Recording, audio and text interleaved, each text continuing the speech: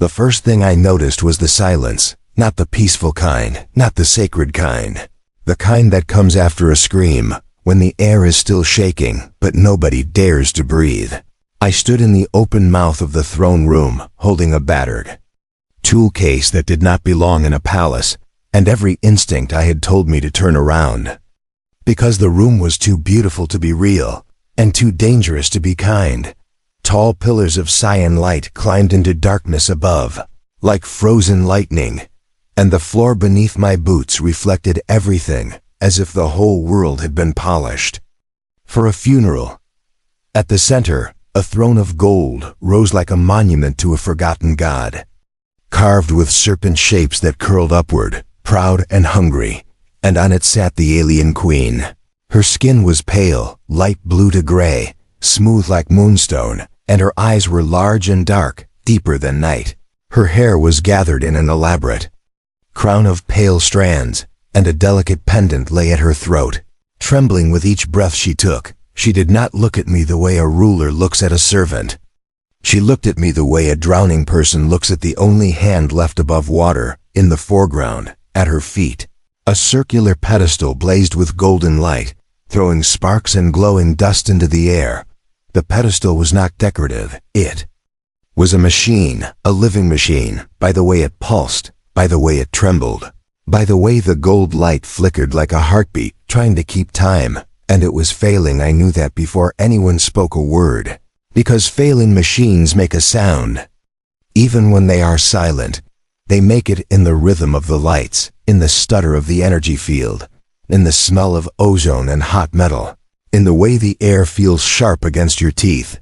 I was an engineer, not a hero. I fixed things for people who could not afford to replace them, air scrubbers on mining rigs, cracked coolant lines on transport haulers, old power couplers that everyone else called junk. I was the man you called when you wanted a miracle, but you could only pay for a repair. So tell me why I was here, standing in an alien throne room that looked like it was built to worship gods. Not house politics. Tell me why I had been dragged through 3 checkpoints, searched by soldiers with plated armor and weapons that hummed like angry stars. Tell me why they had shoved me forward, and then shut the door behind me, as if they were locking the problem inside with a bigger problem. A voice cut through the silence, sharp as a blade, human. It came from the shadows along the walls, from a ring of tall figures watching me like predators watching a wounded animal. They wore ceremonial armor with cold glowing lines, and their eyes were smaller than hers, but full of suspicion. One of them stepped forward, his posture stiff with disgust, and he pointed at the pedestal. "You touched the Queen's foundation," he said, "and you damaged the living circuit." My mouth went dry. I wanted to say I did not touch anything. I wanted to say I had never seen this technology before. I wanted to say you have the wrong human, but the truth was worse, because I had touched it. Not today, not here, not in this throne room. Days ago, in a maintenance corridor beneath the palace, where the air smelled like dust and coolant, where the walls were plain, where the pipes and conduits ran like veins. I had been assigned to repair a broken power relay in a service sector. Something small, something routine, something they probably did not want to waste their own technicians on. I had found a scorched coupling, a cracked conduit, and a strange golden braided cable that did not belong next to a basic relay. I had thought it was a shortcut someone made, a patch, a cheap fix, so I did what I always do. I cleaned the contact points, reseated the braid, reinforced the junction, and rerouted the flow to reduce heat. It worked. The lights stopped flickering. The relay stabilized, and the corridor system stopped stuttering like they were choking. I remember feeling proud, because it had been elegant, simple, almost satisfying. And now I was standing here, realizing that my little repair had been connected to this. The Queen shifted on her throne, and the pedestal flared brighter, then dimmed, then flared again, like it was trying to stay alive out of sheer stubbornness. The dark-eyed Queen leaned forward slightly, her fingers gripping the armrests with controlled tension.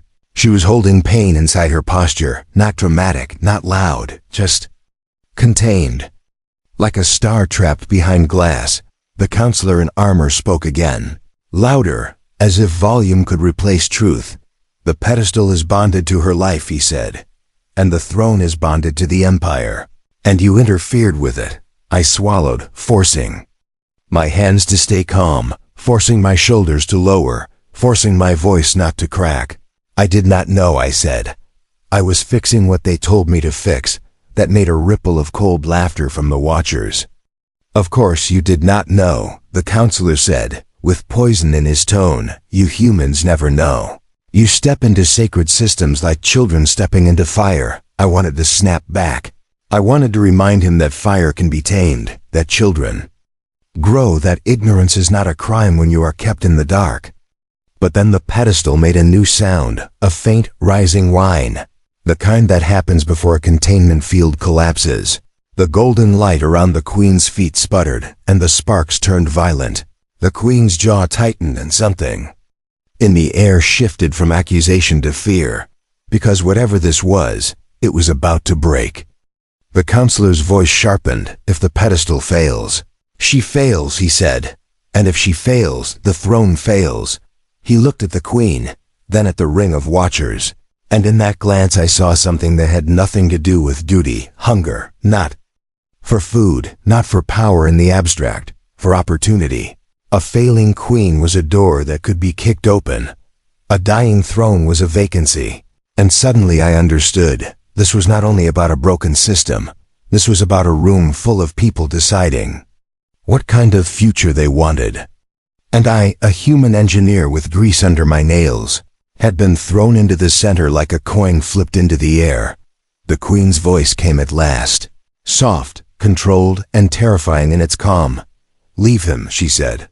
The counselor turned, almost startled. Your Majesty, the human has contaminated the circuit. He said he should be executed. The queen lifted one hand, and the room obeyed before the hand even finished moving. The soldiers did not step forward. The watchers did not speak, even. The counselor stopped breathing for a beat. Because that was what real authority sounded like. The queen's dark eyes found mine. And when they did, the air felt heavier. You repaired what you saw, she said. Not knowing what it fed, I nodded. Yes, I said. She looked down at the glowing pedestal. At the sparks, at the gold light licking the edge of collapse. Then she looked back at me. Can you repair it again? She asked. The counselor hissed. He is human. He cannot touch royal systems. The queen did not look at him. She only watched me. And I realized she was not asking for my confidence. She was asking for my honesty. My throat tightened. I do not know, I said. But if you let me see it, I can try. The queen's eyes narrowed, as if she was weighing 1,000 consequences. Then she said a single word. And it landed like a command from the universe. Try. The soldiers stepped aside, and the ring of watchers pulled back just enough to give me space. Not trust. The pedestal hummed like a caged storm as I approached. Heat rose from it in waves, but the floor under my knee was cool and glossy when I knelt. I set my tool case down, opened it, and my hands began moving by muscle memory. Because fear is loud, but training is louder, I scanned the surface. The pedestal was not metal in any way I understood. It was layered. Like gold fused with glass, fused with something alive. Like a circuit grown instead of built. Tiny patterns spiraled around its rim. And the golden light pulsed through those patterns. Like blood through veins, I leaned closer. And the smell hit me again. Ozone and heat. But also something like crushed flowers, something organic, a living circuit. That phrase echoed in my head. The counselor had said it like an insult. But all I heard was a problem with rules, and rules can be learned, my device. A simple handheld diagnostic, chirped weakly, overwhelmed by the foreign spectrum. Fine, I whispered. Then I will do this the old way. I placed my palm near the glow. Not touching, feeling the vibration, listening to the rhythm. The pedestal's pulse was uneven. Not random, uneven like a heart with a blockage. Then I saw it. A micro-fracture in the outer ring, so small you would miss it unless you knew what to look for. Energy was leaking, not outward, inward, scrambling the cycle. feeding back into itself like a snake swallowing its own tail. And that leak was making the whole system panic. I looked up at the Queen. "Your Majesty," I said. "Do you feel pain when the light surges?" Her expression flickered. "Just a touch, yes." "She said," the counselor scoffed. "Do not question the Queen, human." I ignored him. Because I was not questioning her power. I was mapping a symptom. I pointed at the fracture. "It is leaking," I said. "The field is feeding back. It is stressing the whole circuit." The Queen's gaze sharpened. "Can you seal it?" she asked. I exhaled slowly. "Yes," I said, "but not with force. If I burn it shut, the living layer will die. And then it will fail completely." A murmur moved through the watchers. Tense, skeptical. The counselor stepped forward. Voice cold. "If you fail, you die," he said. I met his eyes, and I felt something in me go still. Not fear, not anger, focus. "Then you should pray I succeed," I said. The counselor's mouth tightened, offended, but the Queen's lips curved slightly. Almost invisible, almost impossible. A queen amused in the middle of danger. I reached into my case and pulled out a thin spool of conductive fiber. Human-made, flexible, reliable. It was not meant for this kind of power, but it could act like a temporary graft. I also pulled out a microtorch, one that could deliver heat in precise pulses, not brute force, gentle persuasion. I began slowly, carefully. I cleaned the rim around the fracture, removing scorched residue. Clearing the contact points, the pedestal's light throbbed, resisting. The sparks danced around my gloves, and the air snapped with static. I could feel everyone watching, waiting for me to burn, waiting for me to prove them right. Then I spoke quietly, not to them, but to the machine. "Easy," I whispered. "I'm not your enemy." I laid the conductive fiber along the fracture like a suture, bridging the leak without strangling the living layer. Then I used the microtorch in tiny pulses, warming the surface just enough to accept the graft. The pedestal reacted. The golden light flared, and for a terrifying moment, it surged so bright it painted the throne room in molten gold. The Queen inhaled sharply, her fingers tightening, and the counselor stepped back as if he feared the light itself. My heart slammed. If the surge keeps rising, it will overload, I thought. And if it overloads, we all die. I adjusted, lowering the heat, shifting the graft, coaxing the living layer to bond rather than resist. I remembered the corridor relay, how the braid cable had been seated wrong, how the heat had been caused by flow imbalance. "It is the same," I told myself, "just bigger, just stranger, just royal." Then the pulse shifted. It smoothed, just a little. The spark softened. The whine lowered into a steadier hum. The pedestal's golden light stopped stuttering and began to breathe in a slow rhythm. Like something calming down after panic, the room did. Not cheer, no one dared.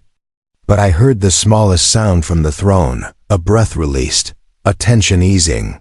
The Queen's shoulders lowered by a fraction, and for the first time since I entered, her eyes did not look like they were holding back a storm. They looked like they had survived one. I let out my own breath, keeping my hands in place, not wanting to shock the system. "I think it is stable," I said. The counselor leaned forward. "Suspicious. It is a trick," he said. The pedestal answered him by shining steady and calm. The Queen spoke soft, certain. "It is steady," she said, "and the pain is gone." She lifted her hand, and the room again became silent in obedience. Then she looked directly at me, and I felt that weight return. Not the weight of fear this time, but the weight of attention. "Human engineer," she said. I waited. She did not thank me, not yet. She did not reward me, not yet. Instead, she asked the question that froze my blood. "What is your name?" she said. I blinked. "My name," I said, "is Elias." A murmur rippled through the watchers, because names have power in every culture. And in hers, I could feel it mattered. The Queen repeated it slowly, like she was tasting a new sound. "Elias," she said. Then she turned her gaze to the counselor, and her voice cooled into something that could cut stone. "You called for his death," she said. The counselor straightened. "He endangered the royal circuit," he said. "I acted for the empire." The queen's eyes narrowed. "No," she said. "You acted for yourself." The room stiffened. And I felt the air become sharp again. The queen continued, "If the pedestal failed, you would have declared me unfit," she said, "and you would have offered the throne to the next serpent in line." The counselor's jaw clenched, but he did not deny it, and that silence was louder than any confession. The queen turned back to me, and her gaze softened. "Not weak, never weak, but focused, Elias," she said. "You repaired what my own court allowed to break." I shook my head. "I broke it first," I said, without knowing. The queen's expression did not change. "You touched a hidden line," she said. "A line my enemies hid in darkness, hoping ignorance would do what weapons could not." My stomach dropped. "So it was sabotage," I whispered. The queen's eyes flickered with something like sorrow. "It is always sabotage," she said. "When a throne is involved, the watchers remain still." But I could feel their thoughts: fear, resentment, calculation. Then the queen did something I did not expect. She stood, not fully, not stepping away, but rising just enough that the golden throne behind her looked even taller, even more imposing. Her gown shimmered with muted light, and the pendant at her throat caught the gold glow from the pedestal. She looked down at me, a human kneeling at the base of her throne, and the entire room felt like it was holding its breath, because whatever she said next would become history. Her voice came clear, calm, and absolute. "This human is under my protection," she said. A ripple of shock moved through the court. The counselor's eyes widened, just a fraction, then tightened into anger. The queen lifted her hand, and the pedestal's golden light rose slightly, as if it listened to her. And then she said the word that made my spine go cold. "Mine," she said. The room erupted, not in noise, but in vibration, in stunned movement, in the subtle shifting of bodies.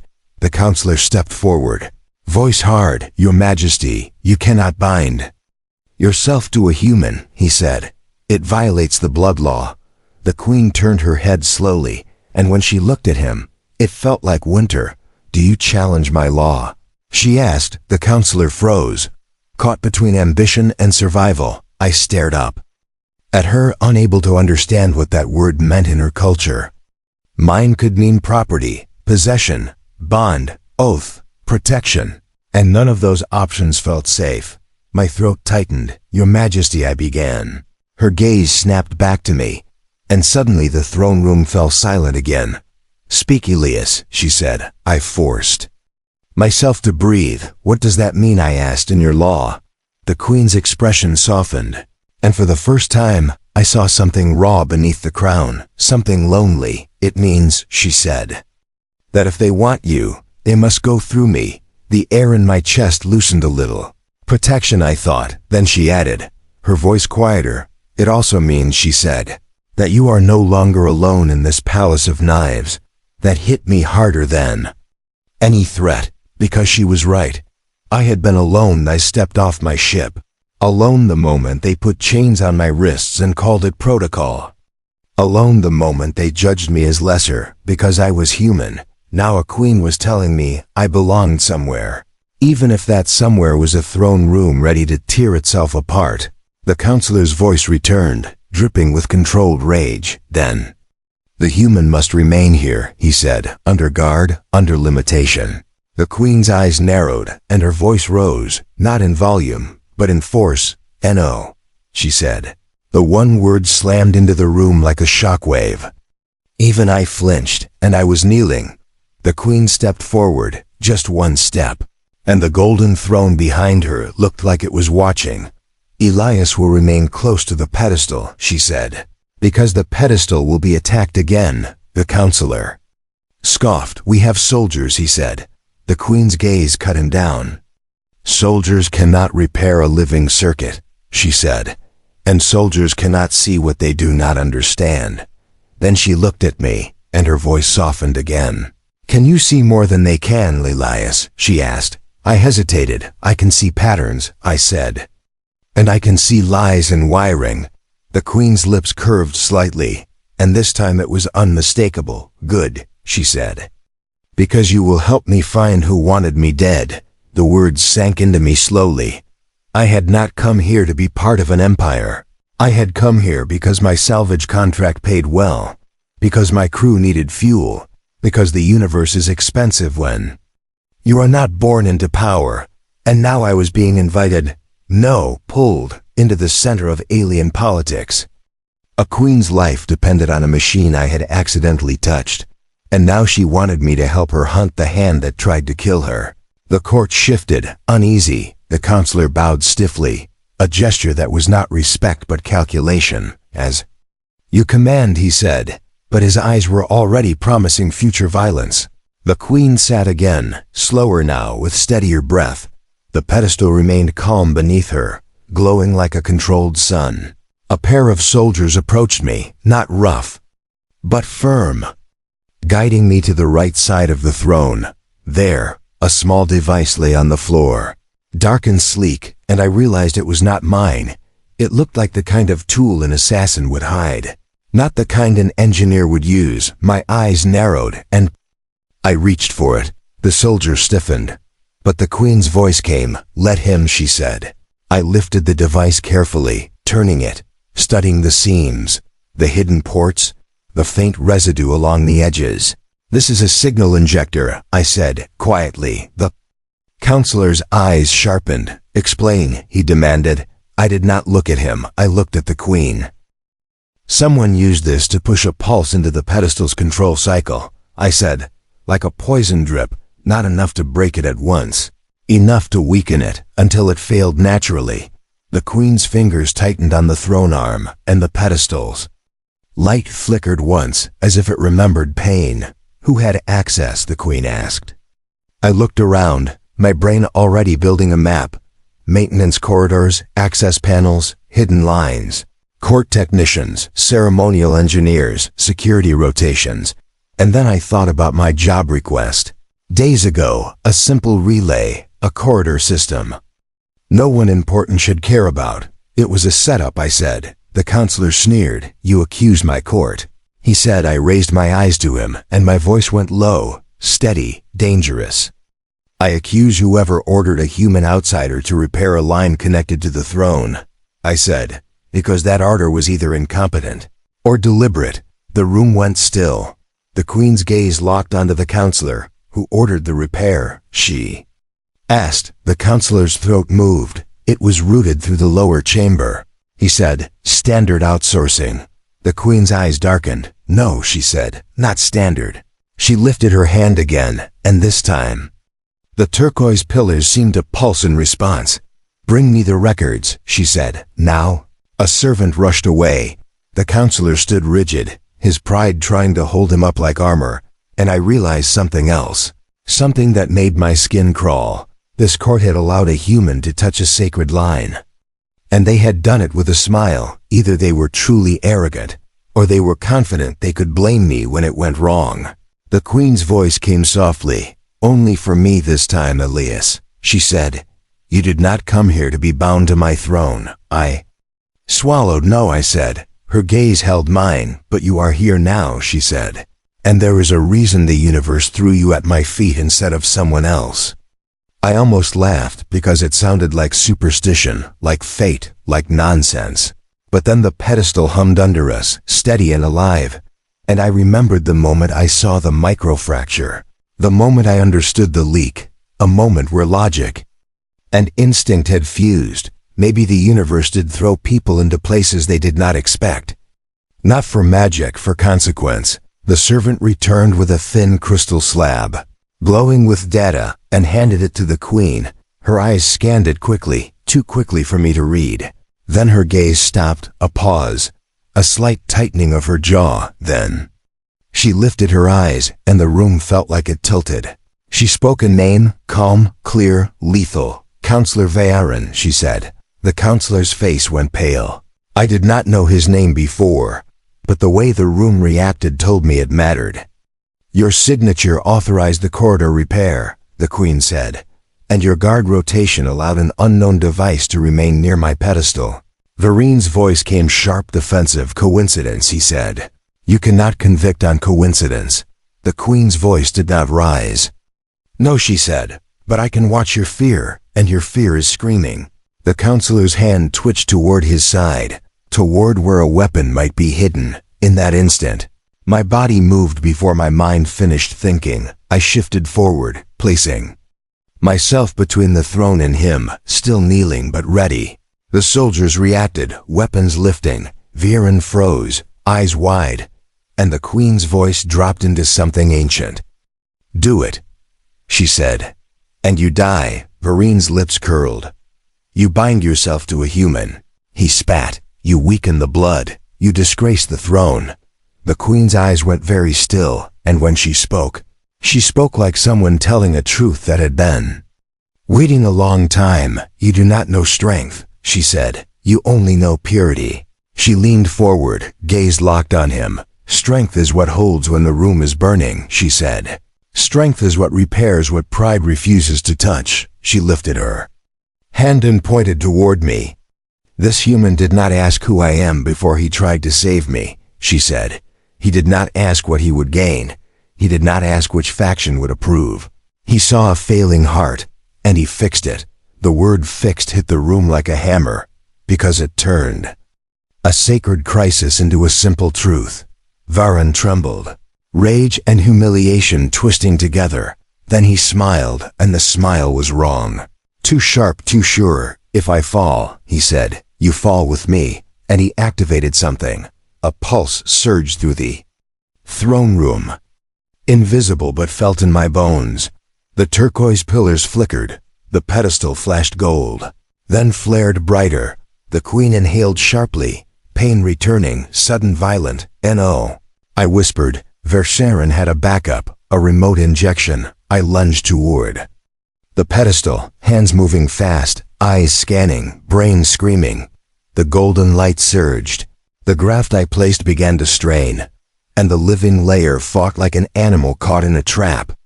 The queen's fingers dug into the throne arms, her face tightening. I could not let it overload. I could not let her die because of my earlier ignorance. I ripped open my case, grabbed the conductive fiber spool, and started weaving a second bypass.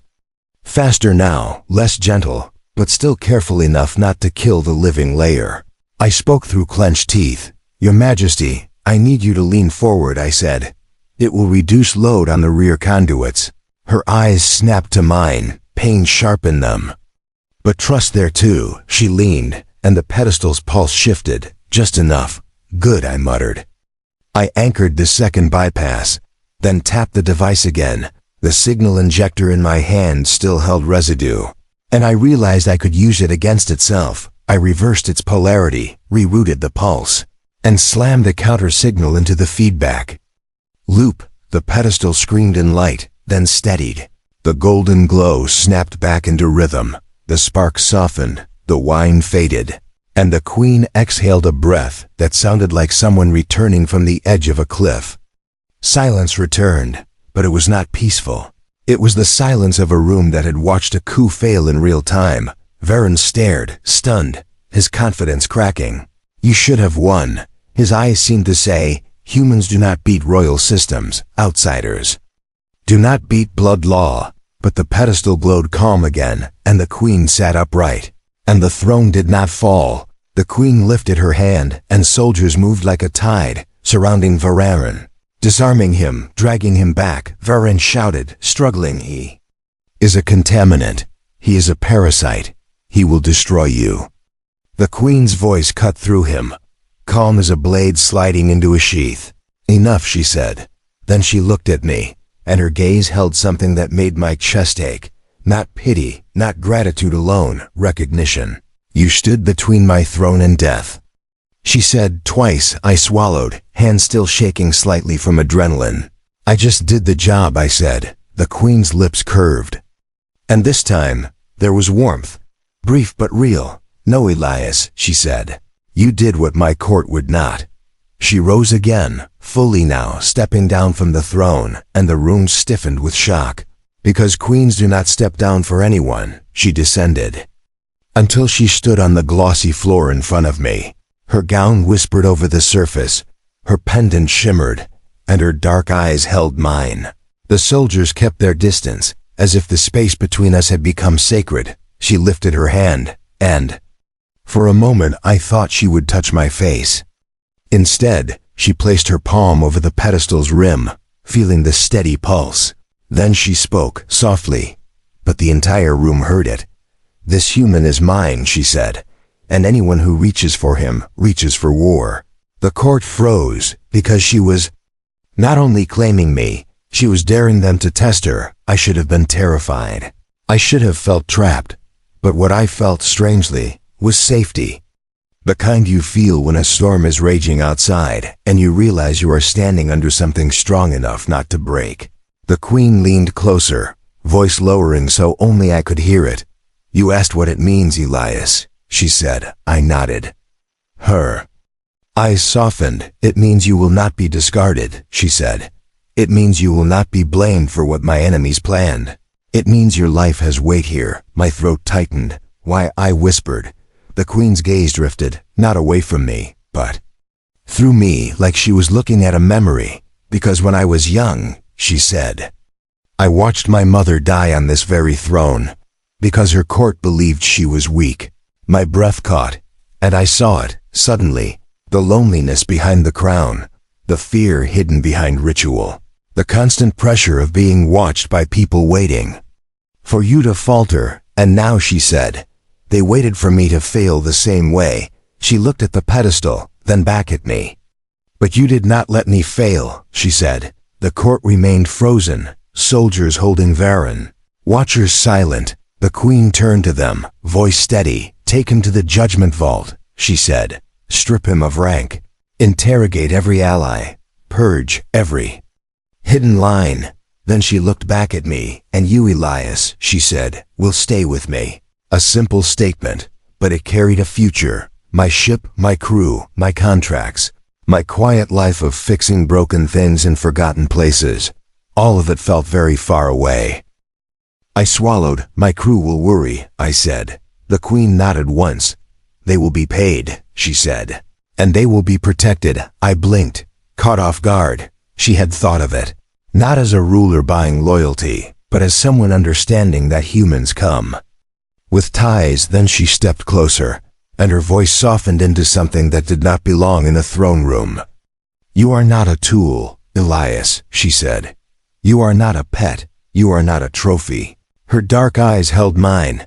"You are the one who repaired the heart under my throne," she said. My chest tightened again. I did not know what to say, so I told the truth. The simplest truth I had. "I can keep it stable," I said. "But you need to let me build proper safeguards. The hidden lines need to be exposed. The access routes need to be sealed." The Queen's lips curved slightly. "Yes," she said. "Build what you must." Then she turned her head toward the throne, and I felt it, the shift in the room. The Empire had just changed its shape. Not with fireworks, not with speeches, with a human kneeling beside a glowing pedestal, and an alien queen choosing trust over pride. The days that followed were a blur of heat and light and tension. I worked beside the pedestal while soldiers hunted saboteurs through maintenance corridors.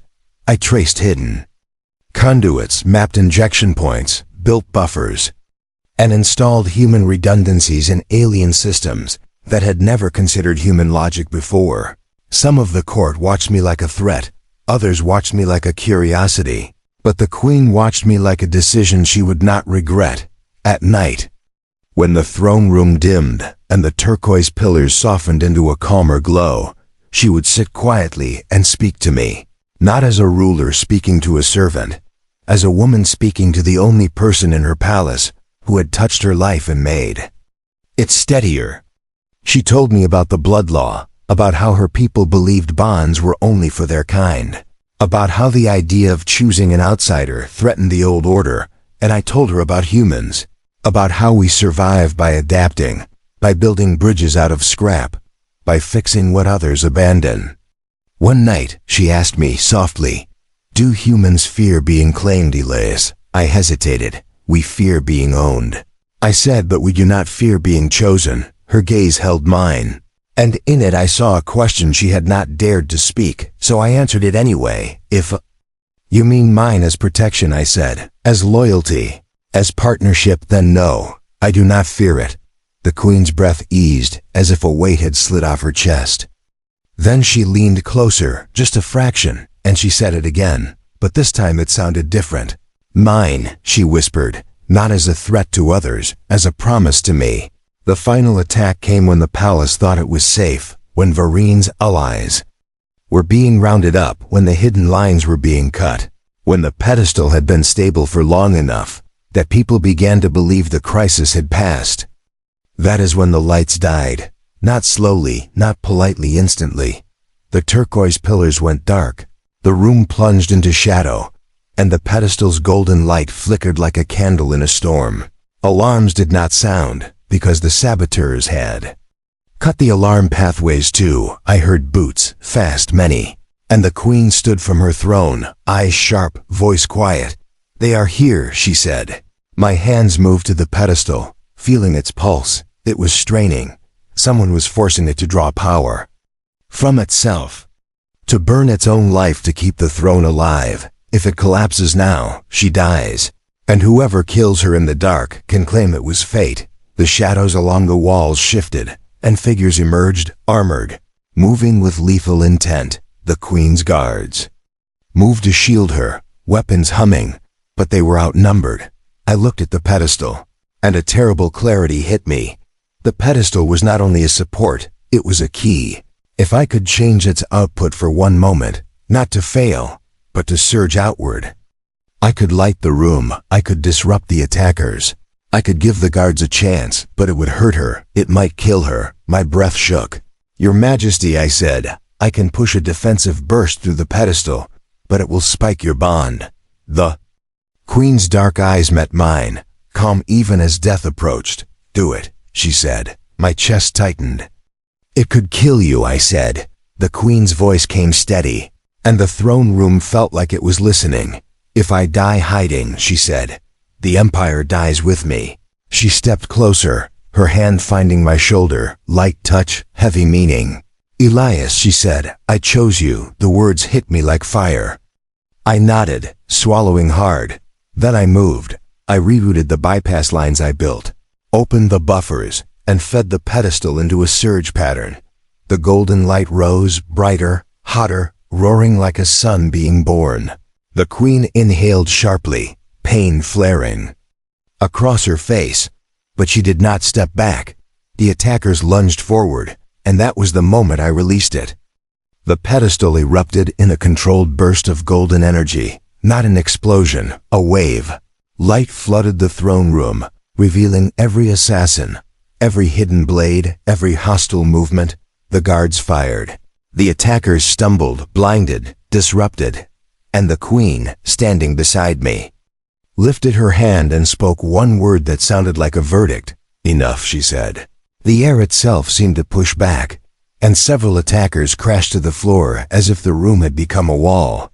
The rest hesitated, and hesitation is death in a fight. Within moments, the throne room was secure, bodies restrained, weapons disarmed, breath ragged, light still shimmering in the air like glowing dust after a storm. But the queen swayed, her fingers tightened on my shoulder, and I felt her weight shift. The pedestal's light softened rapidly, the pulse becoming weak, unstable. No, I whispered. I dropped to my knees, hands flying to the rim, adjusting, sealing, restoring the rhythm. The queen's breath was shallow, her face pale, her eyes still open, but dimmer. I forced the system back into balance, feeding it steady flow, smoothing the cycle. Come on, I muttered, come on. Breathe. The pedestal's golden light steadied, slowly, painfully, like a heart restarting after a shock. The queen exhaled, trembling, then she lowered herself onto the throne again, not in defeat, but in recovery. The room was silent, waiting. And then the queen's eyes lifted to me, and her voice came soft, raw. You saved me, she said, again. My throat tightened so hard it hurt. I just fixed the system, I said. The queen shook her head slightly. No, Elias, she said. You fixed more than that. She looked around the room, at the guards, at the captured attackers, at the shattered pride of the old order. Then she looked back at me, and her dark eyes held something fierce and gentle at once. "You fixed my throne," she said, "and you fixed my fate." The guards dragged the last of the attackers away. The turquoise pillars reignited, slowly. Like dawn returning, the throne room settled, but it was not the same room anymore, because everyone had seen it. A human engineer kneeling in royal light, making choices that changed an empire. The queen lifted her hand, and a royal attendant approached with a small insignia, a symbol of bonding and protection. The attendant hesitated, eyes flicking to me. Then to the queen's voice came calm, unwavering. "Place it on him," she said. The insignia was warm when it touched my collar. Like it had been waiting, the court stared, and I felt every gaze trying to decide what I was now: servant, tool, threat, lover, partner, weapon, symbol. The queen spoke to them, voice steady. "This is Elias," she said, "and he is my chosen." A murmur moved through the room, not approval, not rebellion, but fear. Because they understood what chosen meant. It meant the old laws would bend. It meant new alliances, new enemies, new wars. It meant a future no one had planned, the queen's. Gaze returned to me, and her voice softened, "Just for us. Do you regret stepping into my throne room, Elias?" she asked. I looked at the pedestal, steady now, glowing calm. I looked at her, alive, fierce, lonely no longer. And I felt the weight of the path ahead: danger, politics, enemies who would keep coming. A throne that could never truly rest. Then I spoke the truth that surprised even me. "No," I said, "because I have never fixed something that mattered this much." The queen's lips curved, faint but real. "Good," she said, "because they will come again." My stomach tightened. She continued, her eyes dark and determined, "And when they do," she said, "they will learn what it means when a human refuses to break her." Voice rose just slightly, and I knew she meant for the whole empire to hear. "He is mine," she said, "and I am his." The court froze, and in that frozen moment, I understood. Mine had never been a chain, mine was a shield, mine was a vow. Mine was a queen daring the universe to take from her what she had chosen. I rose slowly from my kneel, standing beside the pedestal, beside the throne, beside the queen who had called me into history. The turquoise pillars glowed tall and steady. The golden throne shone like a promise, and the pedestal pulsed with calm power under my hands. Outside this room, an empire would argue, plot, and tremble. Outside this room, enemies would sharpen their plans, but inside, the heart under the throne was repaired, and the queen, the alien queen who had survived betrayal, looked at me like I was not an accident anymore, like I was the beginning of something, and somewhere deep inside the palace of knives I felt it. 2. Not fear, not regret, a fierce, impossible hope. Because if a human engineer could hold a royal heart together, then maybe, just maybe, the whole galaxy was about to learn a new definition of strength.